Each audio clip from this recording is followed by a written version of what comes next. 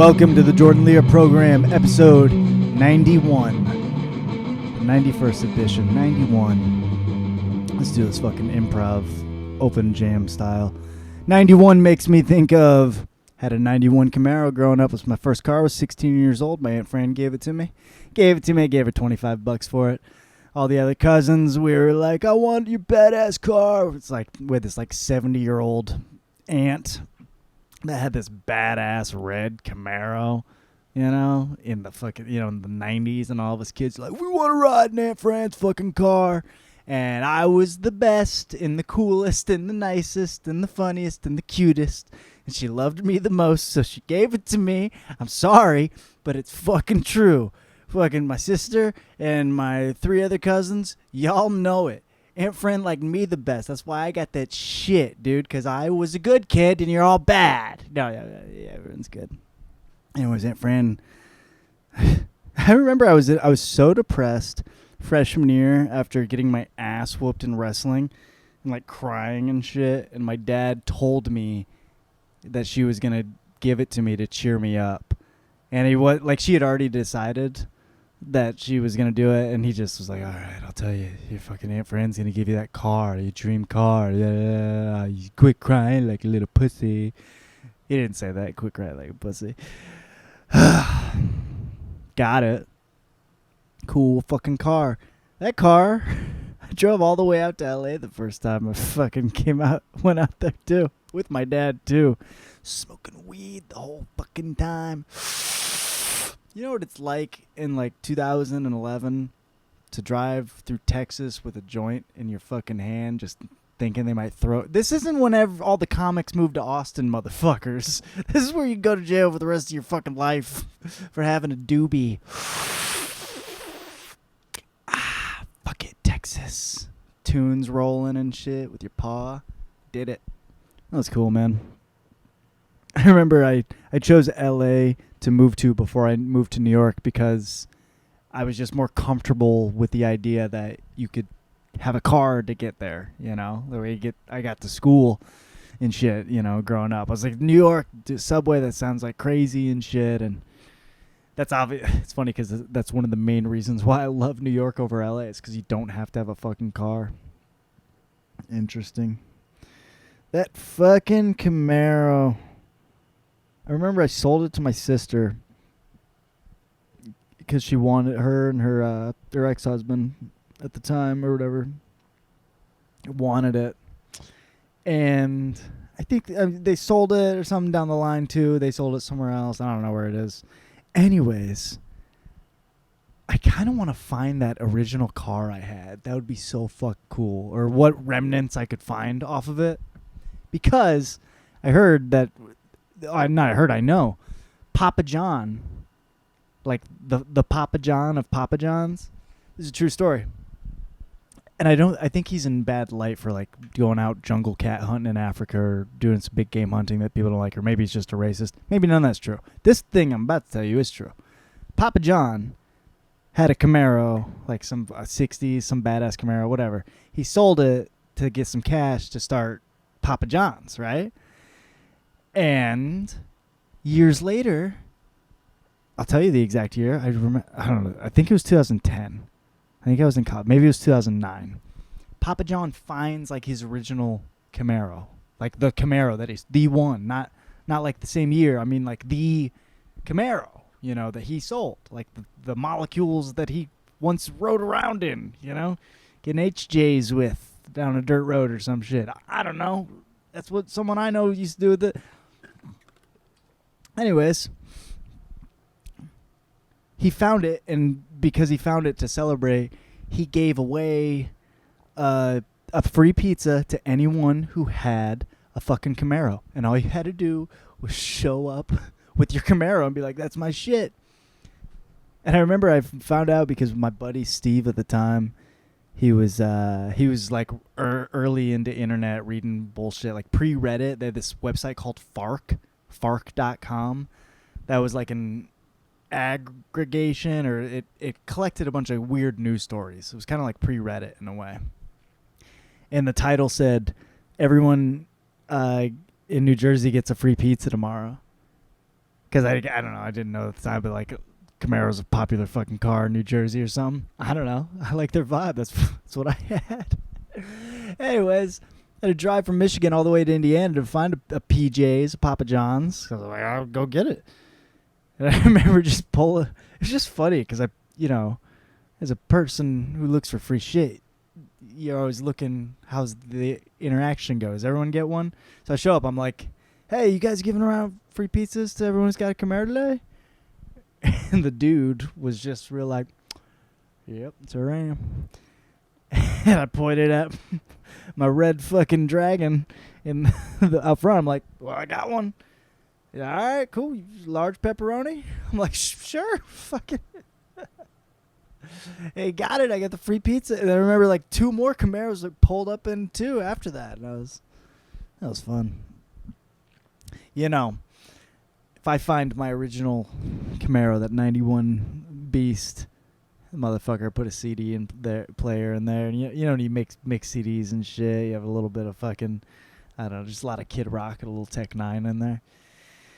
Anyways, if I ever find my Red Dragon again, then to celebrate, I'll give away a free podcast for anyone to listen to that wants to. And if you're not my girlfriend or family member or boss, then you get double points because those are the main audience gluing this thing together. Oh, man. God bless the 91. 91's a pretty good year. Yeah. I remember it like it was yesterday, minus 23 years. Holy shit. I mean, 32. How fucking old am I? Holy shit. Holy shit. How old do you get in this life? I don't know. How long does the podcast get before I transition into the next segment? Where I do a little diddly about fan questions, then I do a little sponsor. No, I do sponsor first, then the fan questions, and then I do the program where I list off everything I've watched or anything. I think, for a person who came into this podcast trying to deliver less than nothing, which was me today, I was like, I just feel like putting out a thing, I got some jams, some music jams I want to put out. I think I had some fire in it. I had it, Hey, it wasn't any worse than any of the other podcasts you've listened to out of me. So that's saying something. Okay? I don't know if that's progress, but that's not regress. Is it depressed? No. It's a happy kind of. Fuck you. Why you fuck you? Next segment.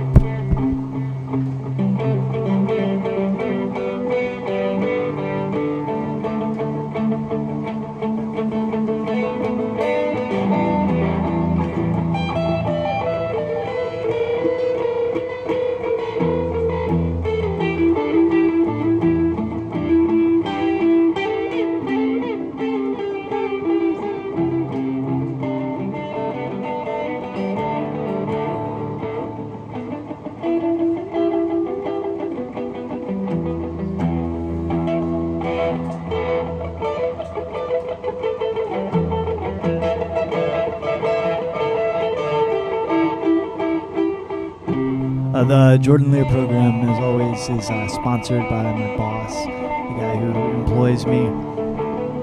He got a bunch of people signed up on my fucking Instagram, and we're doing, you know what? My boss is like directing sketches at work. It's great if you go on my Instagram.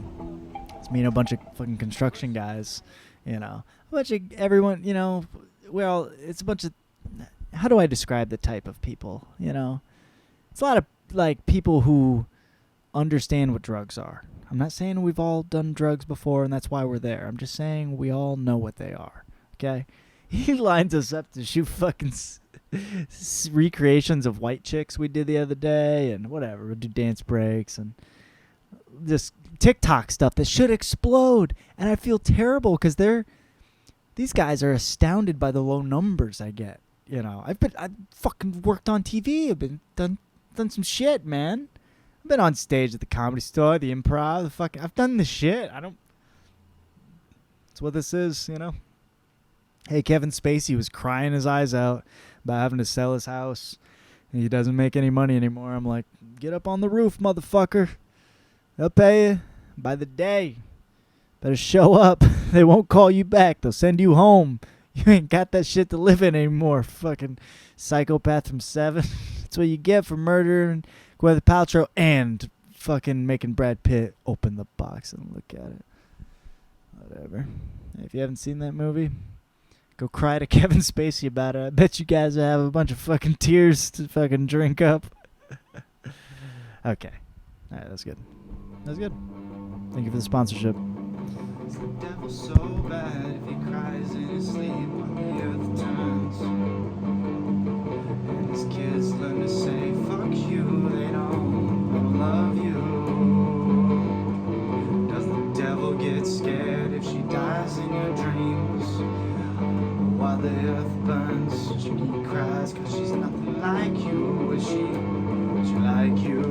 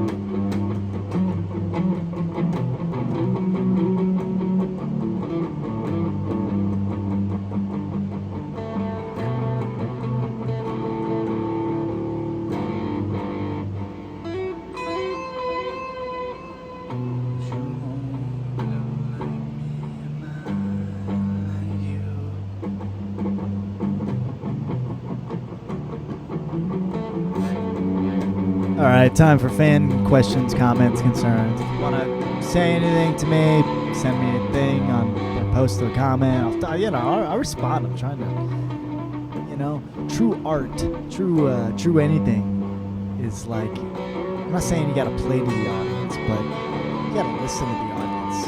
Even if you want to, like, say fuck you to the audience and not do what they want to do. I like knowing what people like or don't like about my shit. Anyways.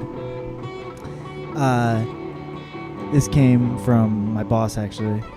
He's one of the few people commenting on here. I believe he's talking about the Batman in this. Yeah, I know he's talking about Batman, but I think he's talking about the Batman that was released in 2021, directed by Matt Reeves, or 2022. He says, I love this movie. It is good. Detective stuff and fighting stuff. Acting is amazing. Keeps you thinking. Long review. Love this movie. I saw it opening night. So did I. Have no regrets. I will admit it is a bit slow at the beginning, but honestly, I kind of like that. It really showed his detective side. He's the world's greatest detective, and that isn't shown enough. Yeah, I get you, and I fucking love that Matt Reeves fucking Batman. I mean, I love all the iterations just because it's cool just seeing how different they are. But yeah, this latest one nailed it on the detective side, and I do too. I liked how it was fucking slow. Like Batman is supposed to be a guy that like you walk into a room, and he can kind of do the Ace Ventura thing where he like looks at your shoes and he's like, you were an hour ago over at this place and you were talking to there, and I can tell by the smell of your such and such and your scent and your look into your eyes and your heartbeat is elevated. I can detect all these things. Batman is like that. That's the appeal. Because like superheroes are, people talk about Batman being kind of boring because he doesn't have a superpower. But I bet, in the age of comics, that's really what made him stand out. Because everyone, you had Superman, you had Wonder Woman, and Spider-Man, and Captain America. There were all these characters that got super strong, And this is a guy who had to learn how to get super strong and just build himself from scratch. And even though he was tough and could whoop anyone's ass, at the end of the day, what made him really cool, you're like, this is the smartest man in the world right now. You know what I mean? That's getting twisted with the lore of people's opinion because a lot of people flip and hate on Batman saying he's just some rich kid now. He's just like, oh, yeah, of course if you had unlimited resources, you fucking could whoop some ass. But I guess the thinking in the 50s and 60s or whenever the comic first came out was that wealth was a sign of intelligence, It's muddied in a way. You can certainly make money using your intelligence. Sometimes you're fucked and it has nothing to do with your intelligence. That's why it's interesting in the Batman lore when Bruce Wayne loses his money, actually. They tried showing that in the last of the Chris Nolan movies, The Dark Knight Rises, but you just really need more build-up to understand that. Yeah, good take on it. That's great. Another fan comment. I think this is a fan that was being ironic. They go, I saw an old film and it was good. I really do love when people, there wasn't a harsh criticism, but I just got a feeling like he was dissing me. Someone was. But sometimes, a lot of people say whenever I do reviews of shit, like, it doesn't make sense or you barely said anything about it. And it's like, just so you know, friends, just a little PSA. That's the point of what I like to do. I like rock and roll for the mistakes. I like, don't get me wrong, I've put a lot of effort into whatever it is I like to do to dedicate myself to doing it.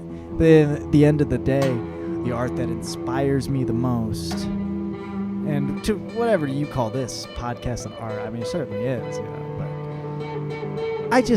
I'm more touched by stuff that isn't so carefully planned and not so carefully assembled. I shouldn't say that.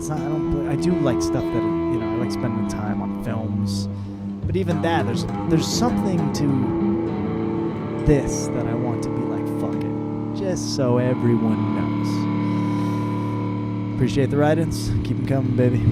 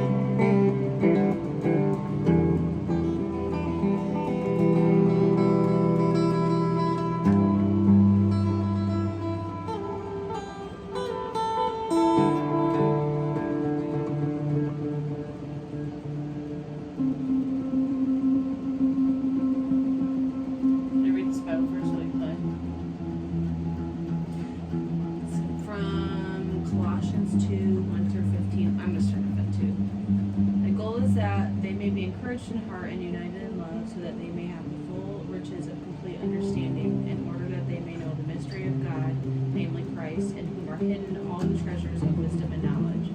I tell you this so that no one may deceive you by fine-sounding arguments. For though I am absent from you in body, I am present with you in spirit, and delight to see how disciplined you are and how firm your faith in Christ is. So then, just as you received Christ Jesus as Lord, continue to live your lives in Him, rooted and built up in Him, strengthened in the faith as you were taught, and overflowing with faithfulness. See to it that no one takes you captive through hollow and deceptive philosophy, which depends on human tradition and the elemental spiritual forces of this world rather than on Christ. For in Christ all the fullness of the deity lives in bodily form, and in Christ you have been brought to fullness. He is the head over every power and authority. In Him you are also circumcised with circumcision not performed by human hands. Your whole self, ruled by the flesh, was put off when you were circumcised by Christ, having been buried with Him in baptism, in which you were also raised with Him through your faith in the working of God, who raised Him from the dead. When you were dead in your sins and in the uncircumcision of your flesh, God made you alive with Christ. He forgave us all our sins, having canceled the charge of our legal indebtedness, which stood against us and condemned us. He has taken it away, nailing it to the cross. And having disarmed the powers and authorities, He made a public spectacle of them, triumphing over them by the cross. Thank you. Life is fuller with you, baby. This devotion kind of explains that. He says, I love Colossians 2. Maybe I love it so much because Luella, my wife, is the owner and director of a large private art gallery. You might be thinking, well, that's a strange comment. Permit me to explain. Colossians 2, 1 through 15 is like a gallery of God's grace. At the beginning of each month, artwork is delivered to Luella's gallery for the next show. Paintings come wrapped protectively or boxed in crates, and it is exciting for Luella to open them and to begin to experience the art that will give life to the gallery over the next month. After she's unpacked all artwork, Luella goes through the process of arranging and rearranging it until each piece is where it needs to be displayed with the most power. The next day, a team of hangers comes into the gallery with to help Luella actually fix the paintings to the walls. The final step is for each painting to be properly lit. Every month it seems that the gallery actually changes shape with the new work. Once it's lit, I like to come down to the gallery in the evening and see all the work, all of its splendor. Often Luella and I stand across the street at night looking into the huge gallery windows and take in the beauty. Then Luella does something that bothers me every time. She gets her briefcase and hits a light switch, plunging the darkness of the gallery into darkness. I always think, no, these paintings should never be in the dark.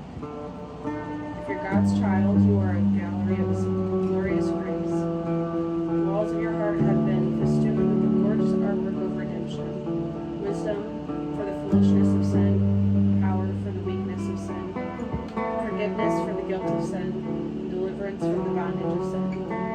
Grace means that beautiful things are being done for you and have been within you. Yet I have this concern for many believers that artwork is there, that the lights are out in the gallery. These believers simply don't see or fully understand the stunning beauty of what they have been given in the grace of the Lord Jesus Christ. And because they don't see or understand that grace, they neither celebrate it nor live in light of its majesty. So they give way to a weakness when power is at their disposal. They give way to foolishness when they have been personally connected to the one who is wisdom. They hide in guilt when they have been fully forgiven. They surrender to addiction when they have been given free grace. Their hearts have been decorated with the artwork of grace, and the lights are out in the gallery. How sad, what about you? The lights are on. Has that radically changed the way you live? All right, time for the program. Time for the meat and bones, the nitty gritty, if you will, of this podcast. The list of all the films I watch, the movies I watch, TV shows I watch, books I'm reading. It's just my little journal entry, me babbling on about all the stuff I write down that I kind of consume, because I watch so much, I don't know, you forget about what you watch. It's like everything. The theater, the film theater. I love films in a theater that is good so much that it can be a movie that you're not that into, and it can really affect you if you watch it in IMAX, in good seating, and good sound quality. That's why I recommend living in New York City or Los Angeles, but not Los Angeles because that's a fucking nightmare and you will get stabbed. So I would go to New York and preferably circulate the movie theaters on Lincoln Square or the Empire 25 or the 34th Street. You know, the ones with the IMAX and the Dolby. Dude, been back in New York, and it is awesome. I just love sitting in a movie theater. Anyway, okay, let me get to it. I went to see Mad Max at the fucking movie theater. The new one, Furiosa, a Mad Max saga. Dude, they made a Mad Max Furiosa movie, and, okay, just blanket statement, I really enjoyed the movie. Really loved it, okay? However, Mad Max ain't in it, except for one little half a smidgen, which is, you know, and it's a cameo of sorts, and you have to know what you're looking for to find it. But Furiosa's not in it. Because Charlize Theron played Furiosa in Mad Max Fury Road. And they didn't bring her back for this movie. And I don't, what happened at the Illuminati meeting? Why didn't we do it? You know, is it a money deal? Is it a timing, scheduling? What are you going to say? Hey, it's played by Anya Taylor-Joy, and I got no complaints. Like, great actress. Great I love her in Queen's Gambit. Yeah. Oh, what else, though? That Robert Eggers movie. The Witch. Oh, yeah. I mean, she's great. And she's like a younger version, but they didn't even have the cameo of Charlize Theron. The look is just, even the way she stands, it's very much you playing Theron there. That's what she created, dude. And I know George Miller made this movie. I don't know. Movie's great. You know what separated this movie from the other ones for me? I rewatched a bunch from recently, but this week I watched the first Mad Max and Mad Max Fury Road, so I bookended them. And the first one, I gotta tell you, okay, I'm a film guy, I'm an artsy guy. The first one is very fucking boring, okay? And I'm not saying I hate it, but it's not the wasteland. And I think that's the point of the first one, maybe?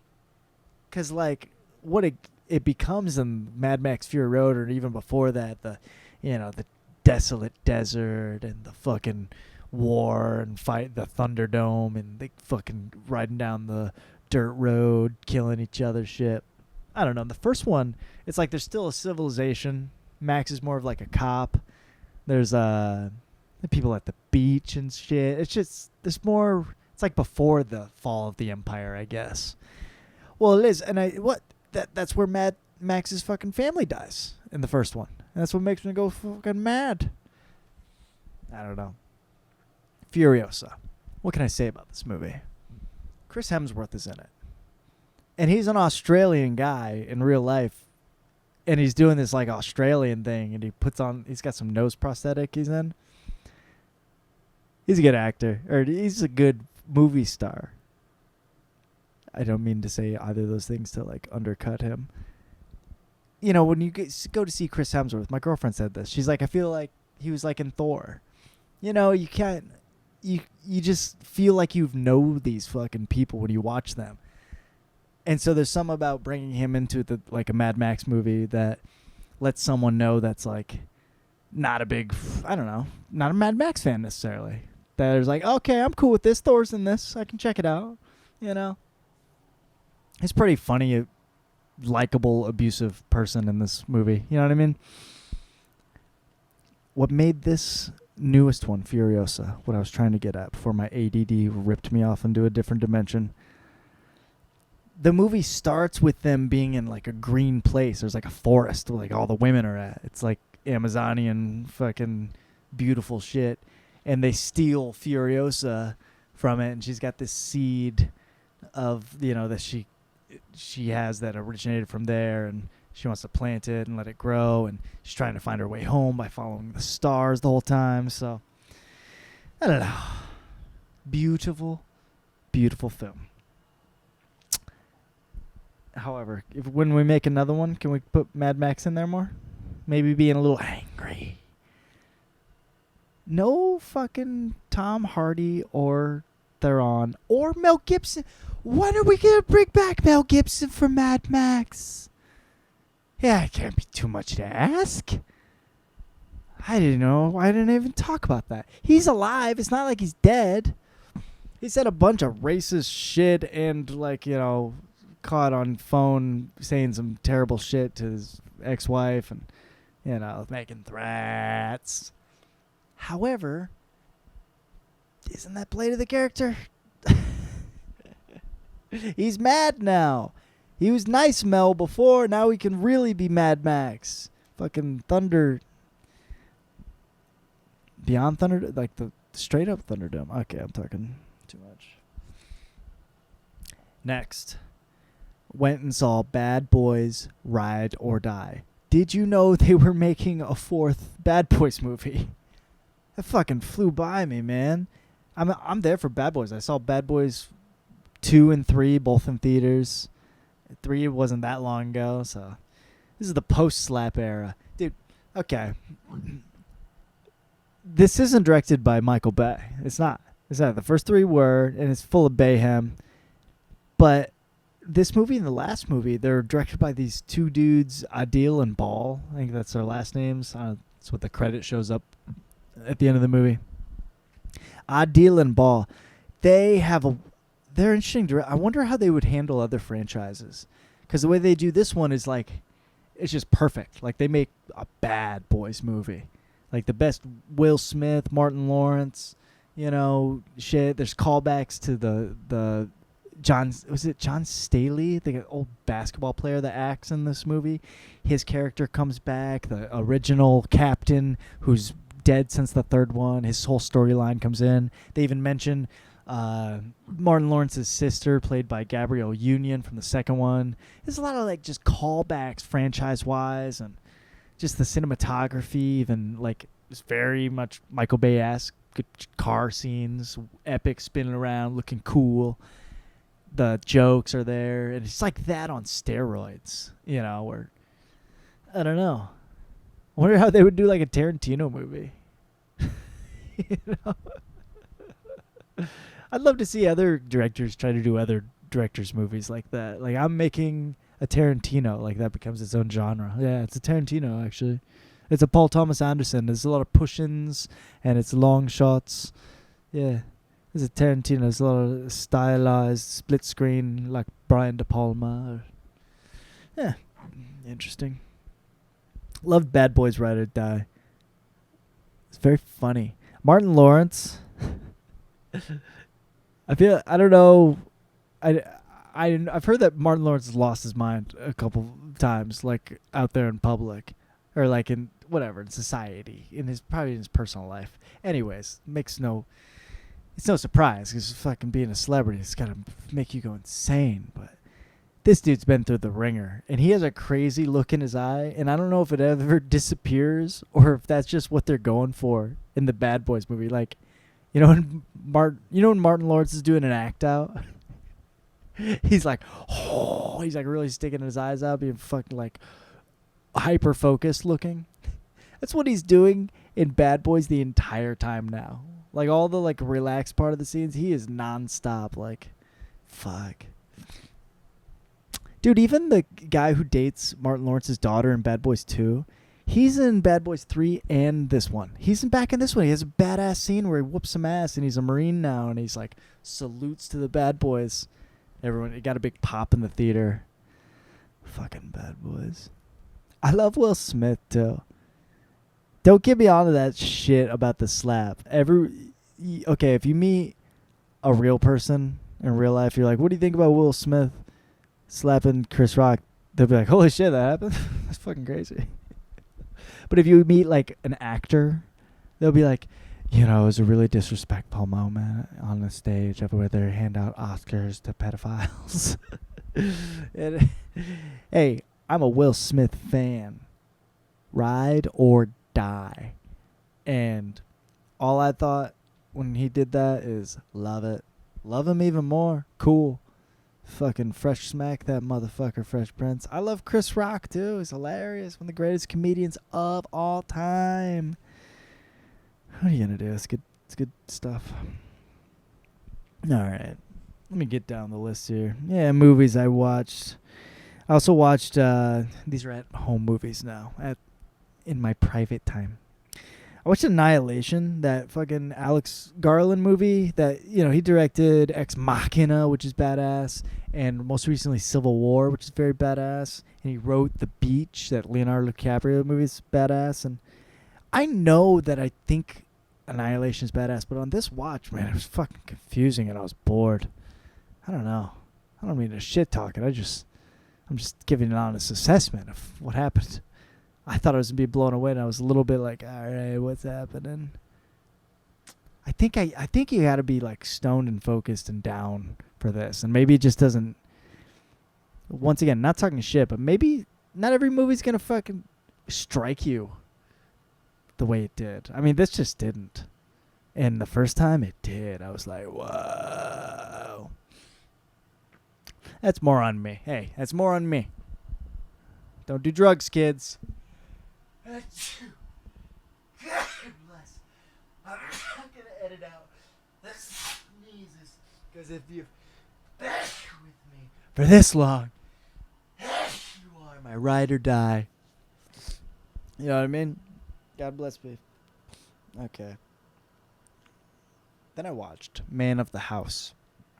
I've been thinking of like movies that put me in a summer mood, and some of them are like camping-esque movies, and this movie with Jonathan Taylor Thomas and Chevy Chase plays his stepdad, and he's got Jonathan Taylor Thomas hates him for no reason, so Chevy Chase has got to try and be a good dad as he gets him into this Boy Scouts thing that's this like Native American Indian themed fucking Troop 410 shit. I don't know.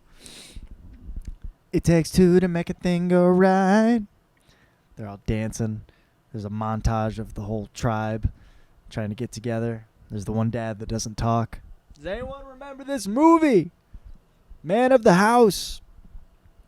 Jonathan Taylor Thomas.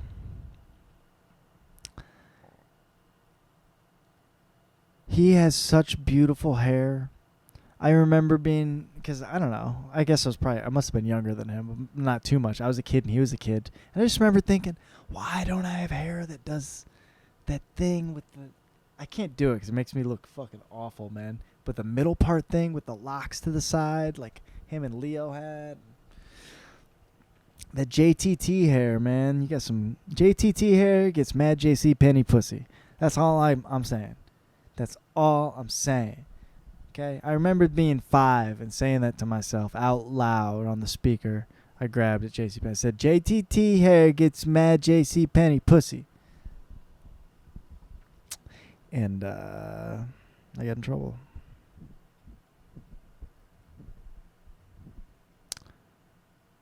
Then I watched Once Upon a Time in Hollywood. I'm annoying to watch Once Upon a Time in Hollywood with, because I will just start spouting off shit about Tarantino's life and how this is like 3 levels of economic classes. You got Margot Robbie being the upper echelon, least talented person, but she's with the director Roman Polanski at these Hollywood parties. And you have middle of the road working actor Leonardo DiCaprio, who's a Western TV star trying to cat himself to a movie career. And you got the working class poor guy who lives in his trailer, Cliff Booth, the stunt guy who does all this extra work on the side. Yeah. I'm Cliff by the front and way. I'd be Cliff out on that fucking roof. You know that scene Brad Pitt putting on the satellite on Leo's fucking house while he's shooting a TV show in the day? That's me now, baby.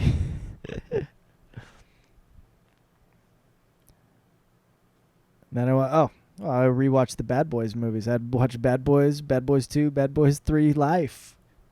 And I hate to just make this all about Bad Boys, but I just, to this day, 4 just came out, and I'm upset that they called the third one Bad Boys for Life. It should have been like Bad Boys 3, or that one should have been Bad Boys Ride or Die. And this one is Bad Boys for Life. It's like they were trying to cash in Bad Boys for Life. And I'm like, you're one away from the 4th one. It would be such a bigger fucking thing. Because no one even knew this 4th one was coming out. But Bad Boys 3 would have been a fine title. Bad Boys 3 would have been a fine. I would have loved that. And then For Life. But now you got to start. Hey, I don't hate Ride or Die, but Ride or Die should have been 5. When the aliens went back and they did their little Avengers Infinity Stone snippet with time, and they put things back to rearrange life the way they wanted, they fucked up that Bad Boys thing. And I'm sorry. I'm grateful for every day. I'm just letting y'all know. Fuck, dude. That's why I call it Bad Boys 3 Life. Because they did it to me. Okay? It could have been Bad Boys 3, Bad Boys for Life, Bad Boys Ride or Die, or High Five. You see, I'm such a fucking genius. That's why they kicked me out of Hollywood. I wouldn't do any of your weird ceremonies, and came up with great Bad Boys titles. Every audition I had, I'd pitch this Bad Boys idea, by the way. I was like, just in case you know anyone that's making Bad Boys 3 or 4. I watched Transformers, that first one, getting ready for this movie, too, just getting in the mood. Shia LaBeouf, oh, man. You know, this is just a good Michael Bay movie. The guy is a darn good director. I don't know. He makes movies, you know, epic things where you're sucked into, like, he really makes scenes feel sweaty. Like when they're buying the car and Bernie Mac's there and the dad is kind of being tough on him, and it's just like a dirty looking place. Like, it feels like a hard place to be at. Like, feels like a tough place in like the valley, you know. I don't know. Struck gold in that Transformers movie. Fucking Megan Fox looking hot as shit. What are you gonna do? Shia LaBeouf looking hot as shit. What's he gonna do? John Turturro's in there. The Jesus, you said it, man. Fucking John Voight plays the president. The Decepticons. I remember getting pumped because when they came out with the trailer for that, they showed footage of like the first Mars like robot thing that they sent into space, that it like the footage blacked out, that it got attacked by a transformer, and I was like, fuck yeah, dude. Got me hyped. Then I watched The Master. Paul Thomas Anderson, Philip Seymour Hoffman, kind of about L. Ron Hubbard type dude, Scientology-esque cult going around. Joaquin Phoenix stumbles upon them. Okay. This is a beautiful looking film with a lot of interesting components. Philip Seymour Hoffman, his acting is terrific. It's just interesting. His character is really interesting. Joaquin Phoenix is interesting. All the acting is great. Everything's shot beautifully. It's an entertaining movie at times. Ultimately, it just didn't go anywhere or land any sort of way. I get more things out of it every time I see it. And I was just really entertained watching Philip Seymour Hoffman. But man, it's up there with Inherent Vice with me, and almost Punch Drunk Love, which I know people ain't gonna like that. But those are a few of the PTA movies that I just personally, I'm like, I don't know where it. I don't know. I like his movies, and I like he made this. He does his movies. Maybe I just wanted a better ending. I feel like he was like coming off close to There Will Be Blood, and everyone probably just wants to recreate that movie because that movie's so badass. I don't know. The Master didn't do it for me. Not overall. Doesn't stick it. Huh.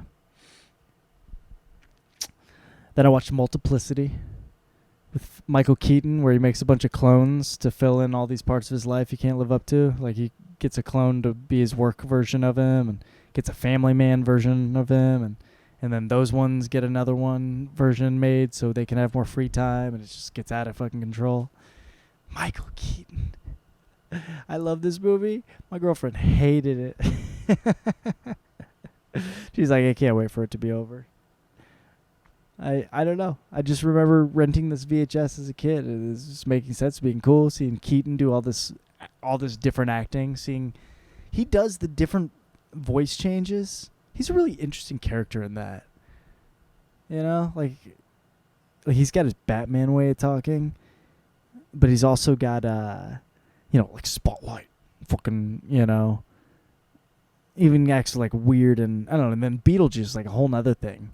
You want to say this? Like he's doing weird voice shit. Michael Keaton came up as a stand-up comedian, by the way. I'm pretty sure the light that has his name on it, just with like Howie Mandel and Robin Williams and Richard Pryor, is on at the Comedy Store in the original room still. Yeah, Michael Keaton's a fucking stand-up comic. For a minute. If you ask me, he's like, yeah, I don't do stand-up. Great respect for everyone that like did it. That's a hard fucking life. He's a genius for getting out.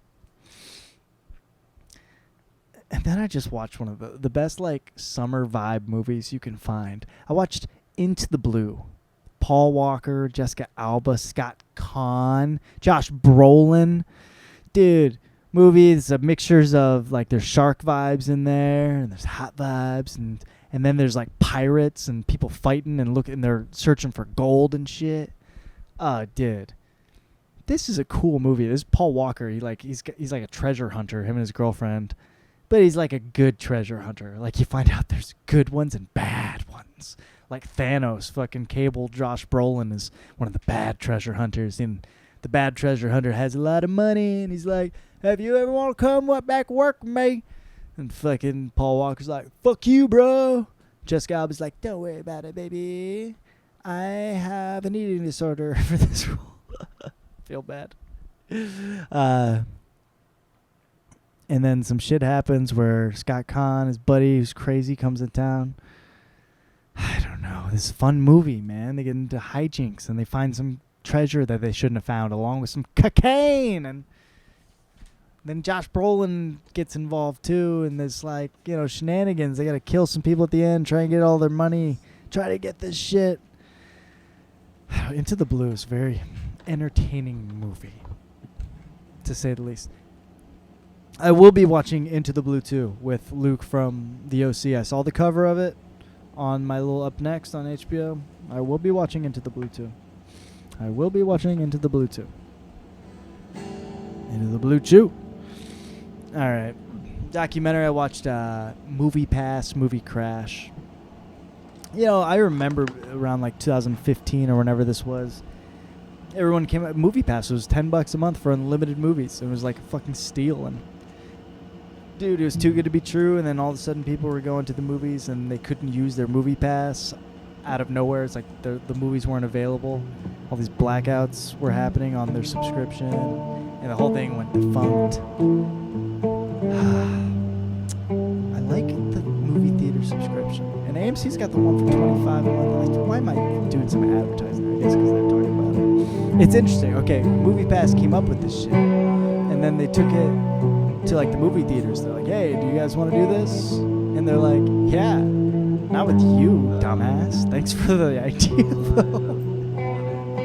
Get the fuck out of here. It's a great idea. It's funny.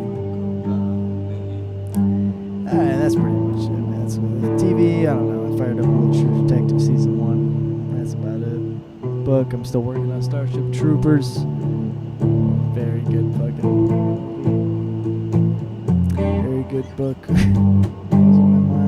Alright, that's the podcast. Get out of here. Enjoy your life. That's the program.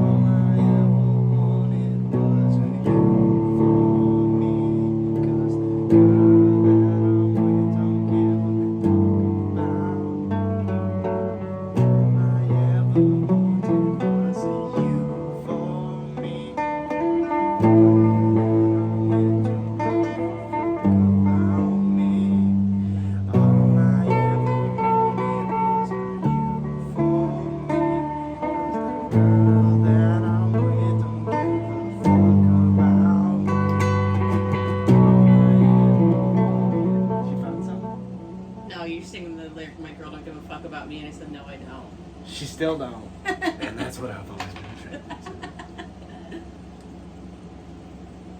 This little shitty bitch. I'm so mad at this teenager. Legend. She's just. Legend. I'm so sorry. She's got this like voice. She's fixing her hair the whole time. She's got this voice crack that I'm like, oh, I remember doing that to my parents to sound like I was sorry when I wasn't. Like, I didn't, you know. I'm about to cry. I'm dying. I don't know why I didn't. Whew. She's a legend.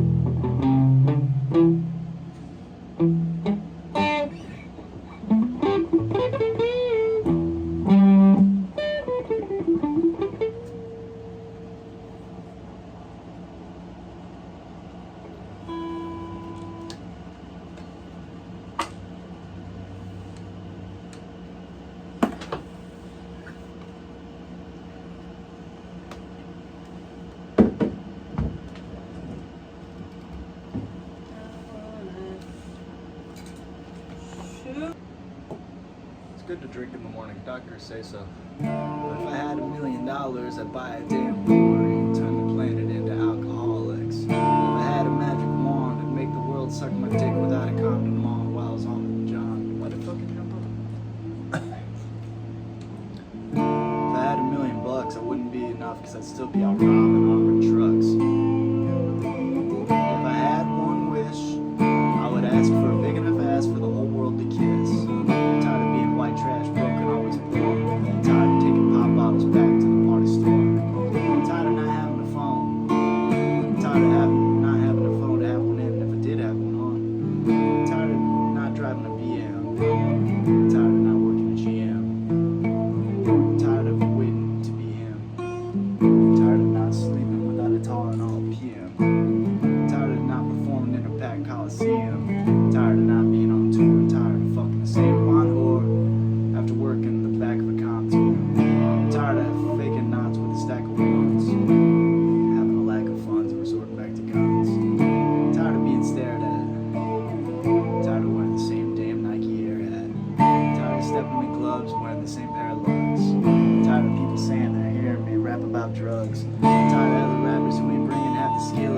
saying he wasn't feeling me, but nobody's as real as me. I'm tired of radio stations telling fibs. I'm tired of JLB saying where hip hop lives. But if I had $1 million, I'd buy a damn brewery, turn the planet into alcoholics. If I had a magic wand, I'd make the world suck my dick without a condom on the jar. If I had $1 million, it wouldn't be enough, 'cause I'd still be out driving on the trucks.